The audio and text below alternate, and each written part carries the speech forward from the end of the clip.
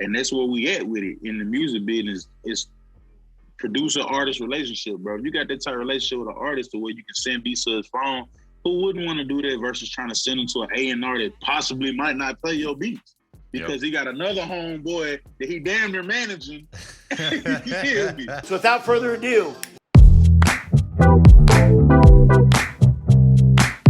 hit that smash button and like it. Subscribe. It's awesome. Let the band play in the house. The legend himself. What's going on, my boy? Shit. How you doing today, man? Ain't much. It's all good. Regular shit. You all right? Yep. Can't complain, man. Another day in the H. You say you out in Atlanta right now, right? Yeah, man. A-Town. Okay, yeah. You always on the move. I ain't gonna lie. Every time I see your Instagram, that's one of the things I really respect about you, man. You be grinding, different city, networking, always. Like, I always respect that a lot about you. Man, I had to, man, especially being where I come from, Nashville, you know. It ain't too many of us around there doing that thing like this, so they gotta move around, you feel me? Yep, that's one of the big things I wanted to even talk to you about today. So, just some like quick background on you, just for everybody that may not know you, even though they probably already have a pretty good idea who you are because you've been killing it lately. Yeah, give a little background on yourself. How'd you get started? You know, who you've been working with lately, and then we'll kind of go from there. For sure, everybody know I go by Bandplay. I'm from the Tennessee area, Columbia, Tennessee, Nashville by way of Columbia, Tennessee. Been making beats for a long time, man. I mean, you probably know me from being around Lito, Young Dolph, Glock, you know, as of recent or whatever. But yeah, man, I've just been making shit for a minute, bro, and you know, finally getting my just due. A little bit of the just do, you feel? Getting there. Nah, yeah, you on a crazy path right now. Getting there. So on your path of, you know, getting to where you are and all the, you know, placements you've gotten in the past couple of years, what are a few things looking back that you felt were very integral or beneficial on your networking, your grind, anything like that? If you look back and you're like, man, these are a couple points that I know I did the right move here. What are some things that you kind of think of when you think of that? Pretty much not second guessing myself. Like when somebody say, pull up, you feel me? Pull up, like literally, you feel me? Like do that type shit. Like we were just speaking on, like moving around, bro. Like don't be so stuck or so comfortable to the fact that, well, you know, you can just send email beats to a motherfucker. You gotta want to be able to pull up and build them relationships, because that's what it's really about in the industry anyway. So, like looking back, my pull-up game is strong. You feel me? So that's the main thing that I did to like kind of separate me from other beat makers or producers. Have you made? You feel me? Just actually trying to get in the room with these artists and go from there. You feel me? How important is it to get in the studio with artists? Like, how do you feel that connection really applies to that? Bro, it's very important, because like, you never know how the artist feeling at the time. Like, of course, a motherfucker tell you to send them some beats and shit like that, but like what you seeing, I mean, you basically sending beats going off of what you know of hearing that artist on. You feel me? Like what type of shit you know I'm hearing that artist on. So you're gonna send based off of that. He might not even be in that mood that day. You feel me? He might be looking for some different shit. So it's very important to be in the room with the artist at the time, so you can vibe, you can get that energy, you feel me? Like you playing beats, you know, he ain't feeling that. You cut that motherfucker out, go to the next one. And plus you got all your shit right there if you in the room with him versus emailing 6 beats, you feel me? You know what I'm saying? That ain't enough to get somebody where they, you know what I'm saying, what they trying to do. Absolutely not. Very valid points. How did you, so building up to some of those artists you talked about, how do you think you got to them? Was it working with local artists? Was it just being good with, you know, following up with people? Just like, what do you think were some keys to get to some of those bigger artists you've been working with? I mean, I ain't gonna front. A lot of these artists that I work with now, back then, like they'll look at my DMs now to this day. I didn't DM them before years ago, and then they finally followed me, and then they realized that damn, bro, you been hitting me up all this time. Hey, I've been hitting you up. So, you know, like consistency is one thing, whatever, but you just gotta pretty much, I mean, what can I say? Shit, bro. You just gotta work hard and know what you want, bro. At the end of the day, bro. You can't give up on trying to get in contact with a motherfucker that's really who you want to work with. If this is what you want to do, you feel what I'm saying? Like, moving around, like I said, for instance, bro, you ain't gonna do nothing. You sitting around in the house all day. Yep. You Closed feel mouth. me? Closed mouths don't get Closed fed. mouth don't get fed at all, bro. And like Hell yeah. you know, like we in the the generation of music where we in now, it's kind of like I can say that it's not dead, but in a way it is dead. The word A&R, you feel what I'm saying? Yeah. Like in a sense, like a lot of these artists right now, they got their own producers, bro. They got niggas that get them records on a daily, you call, text them, they gonna send them straight to your phone. And that's where we at with it in the music business. It's producer-artist relationship, bro. If you got that type of relationship with an artist to where you can send beats to his phone, who wouldn't want to do that versus trying to send him to an A&R that possibly might not play your beats? Because he got another homeboy that he damn near managing. You feel me? He damn near managing the little nigga. And you feel me? He gonna play his shit before yours every time. Yep. So, No, you're speaking big facts right now. I hope everybody will pay attention to everything you're saying. Switch topics just a little bit. So a lot of people, a lot of producers that I work with, one thing they struggle with is knowing. So they start a beat or, have tons of beats. They don't really know why, like which beats to finish, or maybe they get bogged down with ideas. How do you know when you're making a beat that it's going to be something that you it's the one that you should complete that day? Or like, how do you know when you're starting a song or a beat that this is a banger? Is it a feeling? Is it, do you finish every track you do? What do you do with that?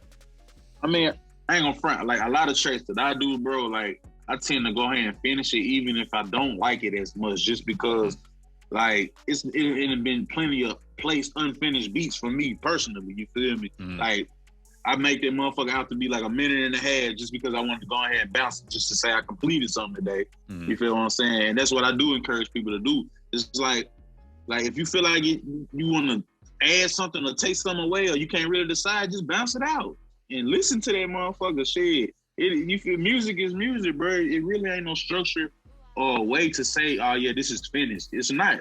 Cause it's plenty of beats out there with 3 sounds in it. Everybody say shit not finished or finished. It's just according to who the audience is and who the artist is rapping on that beat. You feel me? Yep. Like it ain't really know who's to say this is a finished or unfinished beat. The song that just came out, Aspen, I just got out. That's an unfinished beat to me. You feel me? Yep. That's what I was gonna ask. Have you gotten placements from? I mean, I'm sure you have. Plenty of shit, Trey. 100%. Hell yeah, plenty of shit, Trey. Like plenty of shit. You feel me? And it's just like I said, bro. It's just all according to who the artist is you work with. Like a nigga like Lito, bro. He can take an unfinished beat. I know you know that. Yep. You feel me? You know what I'm saying? So yeah, bro. It really ain't no way to say if a beat is finished or unfinished, bro. It's creativity, bro. It's an artist. You're an artist. What do you start with? What do you start with when you make a beat? Do you start with the melody or the drums or just whatever kind of strikes you at time? Yeah, it's really how I'm feeling that day I go into the studio. Majority of the time it is the melody though. I try to give me a good little tune or melody or some type of sound effect going before I can build around it. Or it's very seldom that I start with drums. But starting with drums in the past, like it always turned out to being some hard shit. You feel me? Yeah, your drums are crazy, I can imagine. It's two different. Yeah, it's two different like mind frames going into making a beat. You feel me? Like normally people start with the melody anyway, and then the drums pretty much the harder the beat, so it's gonna finish it all up. But you're starting with that shit, that'll really give you a different perspective. You feel me? Hell yeah, I love it. Yeah. We had a couple fan questions come in for you. I'm gonna rattle them off. So the first one was, we kind of covered a little bit, but tips for networking that doesn't include collaborating with other producers. So you kind of covered it a little bit, but do you have any other small tips maybe out there that you can kind of think of off the top of your head?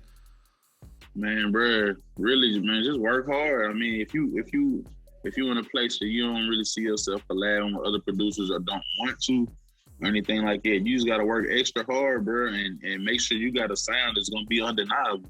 You feel me? Because I mean, in a sense, like I was saying, like all these artists got their own producers, so in so many ways, you damn near gotta collab with these niggas for the artists to be able to pay attention and know who you are. You feel what I'm saying? That's your way into whatever camp they in. You feel what I'm saying? Yep. So, yeah, I mean, you can't be so totally shut out and introverted in a way. You feel me? Especially if this is what you really trying to do, man.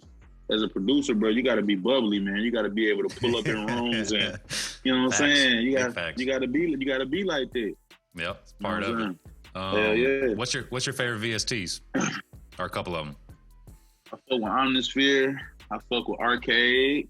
Yeah. I fuck with Electra X, of course. Contact.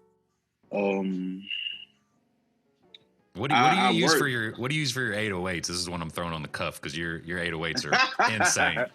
I got some secret sauce, man. Got some secret sauce, man. That's more of a pull-up. That's more of a pull-up type of question, my boy. Gotcha. Nah, I didn't seen it. Nah, when we cook up, I didn't seen it. Trust me, we didn't. I already know. I was hoping I might be able to slide it out of you, but yeah, those are all pretty good. Yeah, man, I need to actually come back down there really soon, bro, and get in some more shit with you, bro. You know, I don't never just come there. I'm actually planning to come there in April for you remember D-Strap, his birthday's coming up, so we might be down there fucking around. Yeah, you already know you good in Houston whenever, studio, anything you need. So, and then the last one was, what was your biggest disappointment in music and how did you overcome it? My biggest disappointment is when it might not be as big as anybody, but it was big to me because it's kind of legendary right now. Mm-hmm. Everybody know I had a record with Nipsey Hussle that came out when he was alive. And it was on his mixtape, the Crenshaw motherfucker that he sold for $100 a piece. Mm-hmm. You feel me? And I wasn't credited correctly on that. That pissed me off so bad, bro. I went on a whole rant at the time. And like Nipsey, he DM'd me and everything. Like, bro, what's going on? I said, bro, I don't know who this Bruce S nigga is, but he got credited on my beat. But what saved me is my tag. You feel me? So it was kind of a win-win. But in a sense, I wish I would have seen that money. Yeah. We all been there with that though. But that is a valid point you did pull out, is always include your tag and never take that thing off until you got some paperwork or some money in your hand. Man, until it's already solidified. Don't take that off, my boy. Don't send stems, nothing like that. Yep. They definitely gonna try it. Yep, big facts. Been there in the same thing. And if you don't send the stems fast enough, they gonna go and put it out with the MP3. Yep. Most of my no lie, some of my biggest placements, they just took the ripped MP3 and just dropped it. There it is. Yep, and there it is, and never even worried about it. So, that's exactly how it goes. So, I appreciate you definitely chopping it up with me for a minute. I know we've been talking about it for a little bit. I've been a big fan of your work as everybody else for a while. Likewise, man. Likewise. And man, you're doing a hell of a job right now. You're going crazy. I love to see the growth, like as far as you come, and you're still the same dude, still humble as ever. And man. So, you got anything coming up you want to talk about, anything like that, or are you just gonna stay on the grind, keep your head down? What you got coming up? Hell yeah, I'm always staying on the grind, man. We got that new Dumb and Dumber 2 finna drop on the 25th. Got a couple records, couple singles out from there, all produced by me, Aspen, On the Tight, Case Closed, and one just dropped today, Sleeping with the Roaches. So y'all make sure y'all get tuned in on that. Paper out the business, let the band play, street orchestra. Yeah. Grind hard shit. Hey, yo, Bandplay. Let's go. You know it. Let's do it, my boy. I love it. Yeah, appreciate you, my man. Definitely kill it out there in the A when you're there. And then shit, you already know, come to Houston, whatever, and let's get back in. Let's do it, my brother. I got you. Appreciate it, man. You too, man. Take it easy, man. Y'all have a good rest of the day. Everybody, appreciate y'all checking it out. Bandplay. Let's go.